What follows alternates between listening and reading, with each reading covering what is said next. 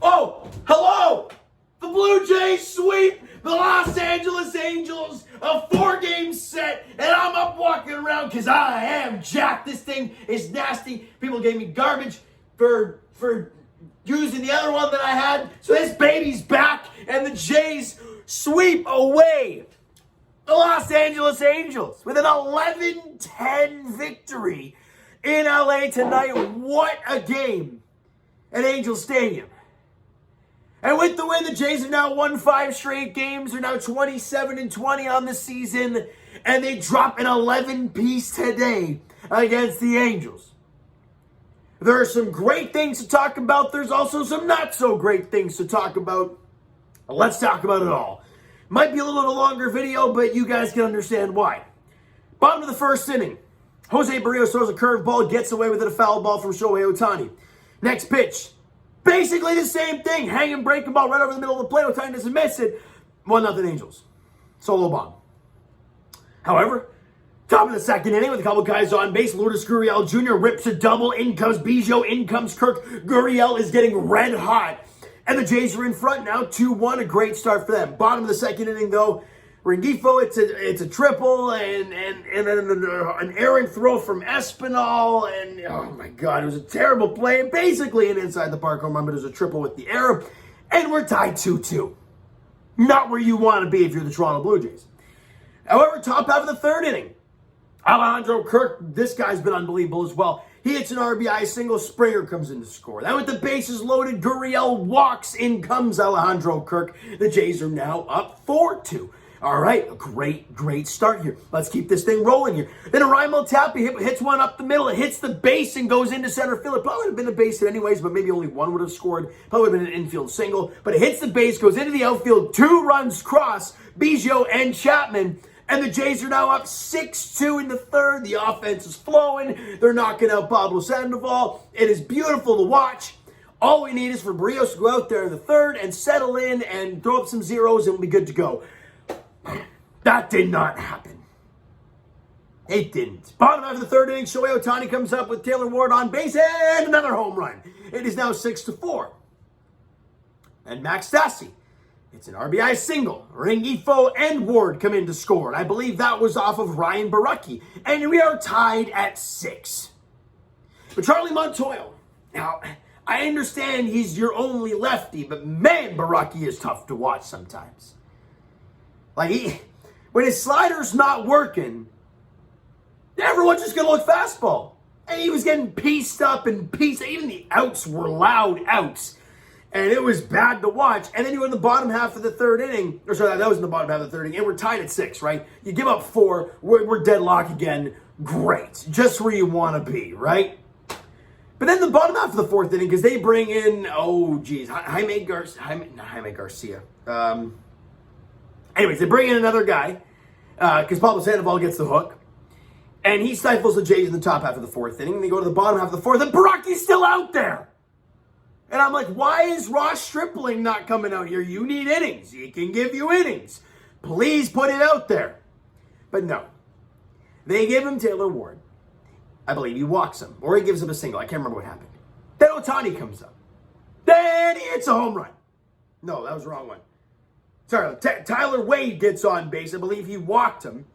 And then Taylor Ward, it's 2-run bomb, and it's now 8-6. Now Baracchi gets the look, and I'm like, great. You're now just down 8-6 at this point. Why was he even out there to begin with?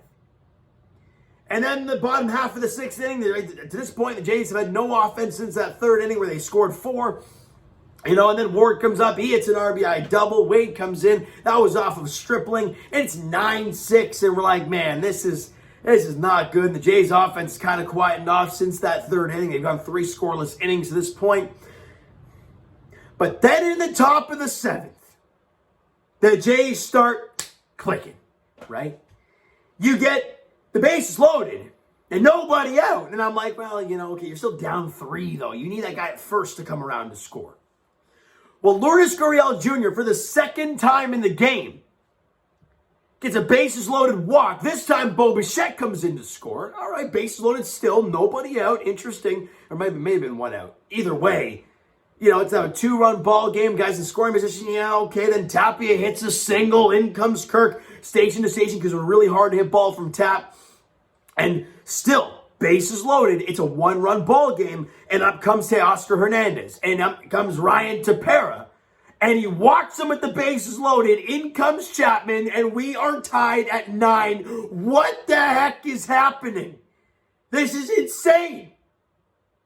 Then we go to the bottom half of the 7th inning after the Jays is tied. Max Stassi hits a solo bomb off of Simber. And they get the lead back. It's 10-9 in the bottom of the 7th. And the Jays have 6 outs to play with here. We go to the top of the 8th. Bo Bichette gets a fastball. I think it was fastball. Either it was down in the zone and he golfs into center field. But we have seen so much in this series.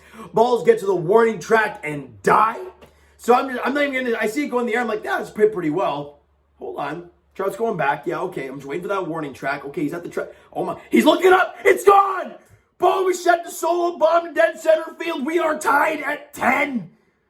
Like, what is going on here? But the Jays are done. Up comes Alejandro Kirk, and he rips a double over Brent Marsh's head, which is impossible because I swear all series long, we're watching balls get hit deep to left field and caught at the warning track by Marsh. But not that ball. I think it was 1 out. Kirk's at second base. And they end up... my voice is going, guys. It's really going. They bring in...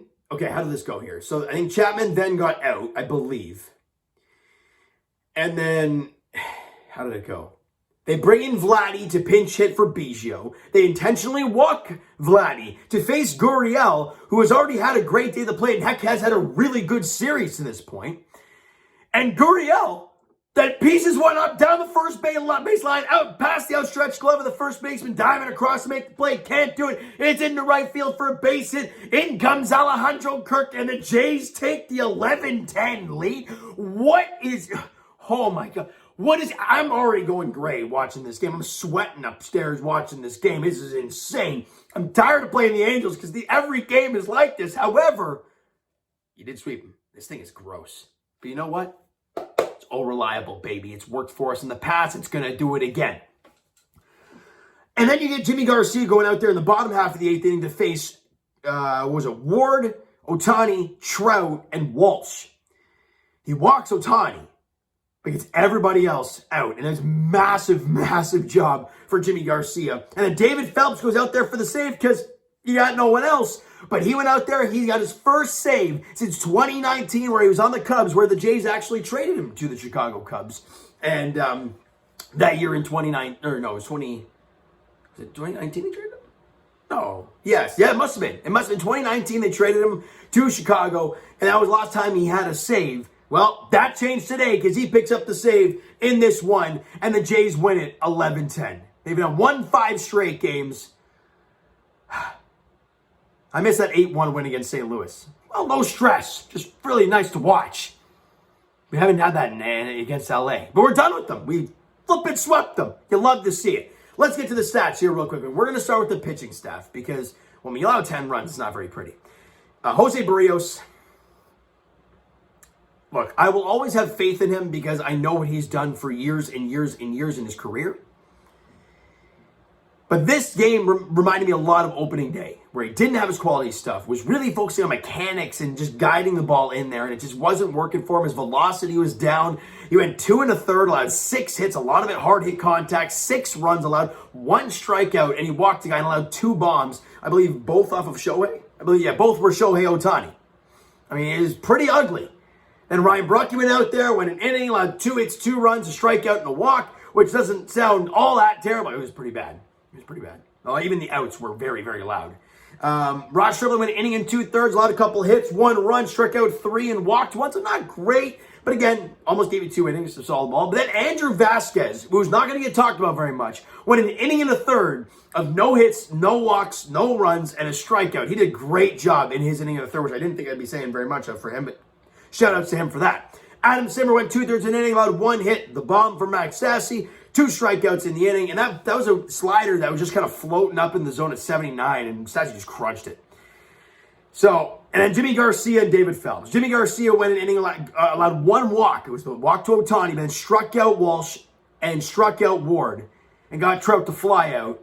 Big inning for Jimmy Garcia, and then David Phelps allowed 1 hit, but that was it. Got a strikeout and nothing else doing. Got Velasquez to fly out for this, to be the last out for the second consecutive day, and the Blue Jays winning.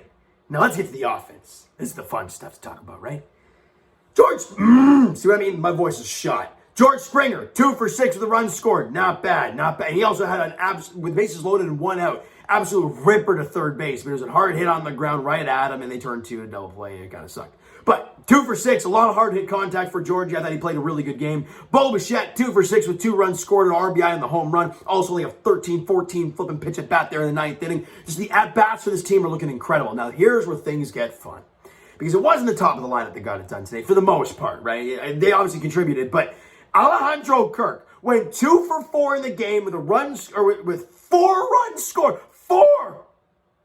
He scored 4 times. He had a walk and an RBI. Kirk, have a day, big fella.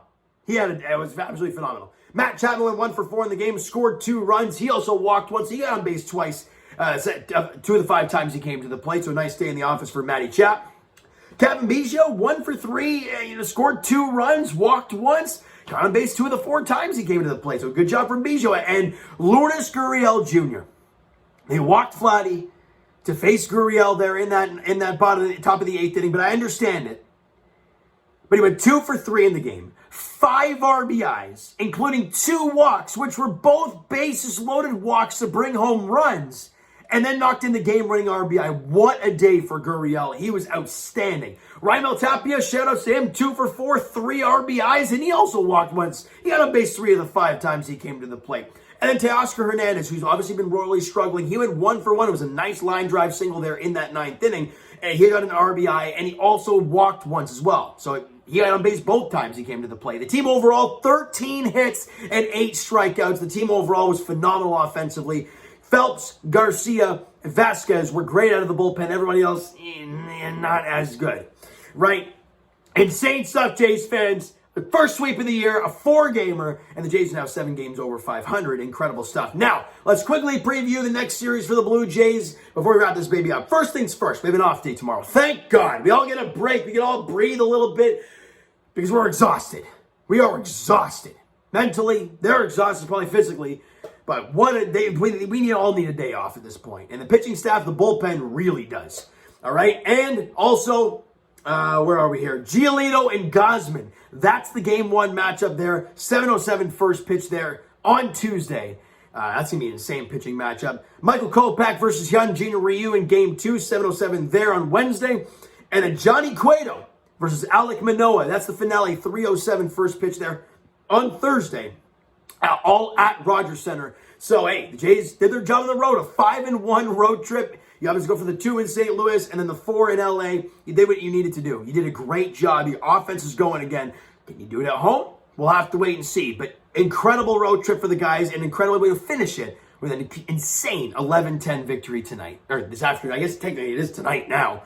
All right, so guys, that is going to do it for this one. If you enjoyed the video and you enjoyed the game this afternoon, smack that like button. I appreciate it. Hit the subscribe button. You guys not already. Comment down below. Thoughts on the video, thoughts on the game, what you like, what you not like from today's game for the Toronto Blue Jays. The Twitter link is down below, so follow, send me a DM, do that great stuff. The Instagram link is also down below, so follow up there if you guys have not done so already. And I will talk to you guys Jays edition, or maybe Leafs edition tomorrow. I'll have to see how it all plays out and try and do the season review, off-season preview for the Leafs. We'll see how tired I am. This day 5 in a row of work, so we'll see how I feel tomorrow night. Maybe not. Might have to wait till the next off day for the Blue Jays. But for the Toronto Blue Jays, their next contest is on Tuesday as they come back home to take on the White Sox. Lucas Giolito, Kevin Gausman is the pitching matchup. 7:07 first pitch there on Tuesday night at Rogers, and I believe, is it that day, this Teo bobblehead day, or is it Silver Star? I can't remember which day it is. But either way, Game 1 against the White Sox, 7:07 on Tuesday. All right, so thank you guys so much for listening and watching. I hope you enjoyed the video and definitely the ball game today. We'll talk to you guys then.